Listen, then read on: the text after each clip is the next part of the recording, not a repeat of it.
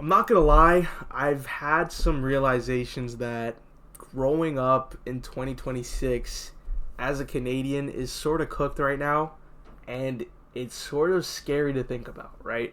For full context, I recently graduated university, working a full time job, but I've started to look at sort of the scenarios and how things are playing out a couple years from now, in terms of just like the classic, move out, get a house, have kids, all that kind of stuff.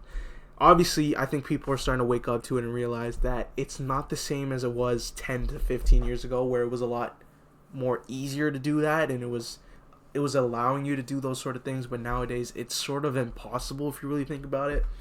If you're going to graduate out of uni and you're getting, let's say, 45K job, rent is already 3,000. It's like $2,000, 2,500. That's already 86% of your income for the month, and you're only left with like $700, $800, and you still have to pay for groceries, bills, and all of that expenses.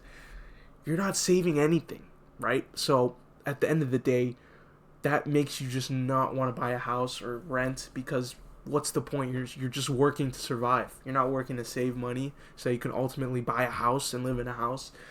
And it's sort of crazy to think about, especially being a Canadian, because of how bad the housing market is. Ultimately it just makes people start to realize, like, the sort of simple system of working a job and saving up for a house is not the same formula for nowadays to succeed in life or to do those things again. It's like there's so many there's a different sort of path now that people are starting to realize. And I think that's obviously like having your own side hustles, your own sort of thing going on outside of your job. I think everyone should do that now, especially because it's just so uncertain.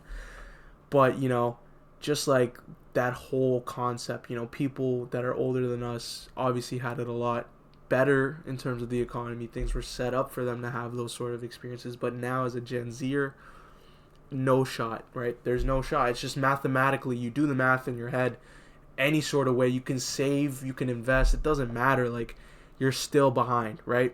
Realistically. And it's sort of crazy to think about. So that's why you need to just start thinking of other avenues besides working the job to sort of increase the income. Because realistically, if you're I'm not trying to get deep into it, the only way to sort of do it is to just be better. Like, you have to make more, you have to do more, you have to work extra harder, right? And then I can just see ourselves, 30 years from now, when we're the fucking millennials of our time, and then it's the Gen Alphas looking at the Gen Zers like, oh my god, you guys don't understand how hard you have to work. I don't know if that cycle is going to continue, right? Maybe there'll be World War III before then, but anyways, I'm going down a rabbit hole, but it's sort of cooked being from Canada right now. But yeah, that was just a quick thought.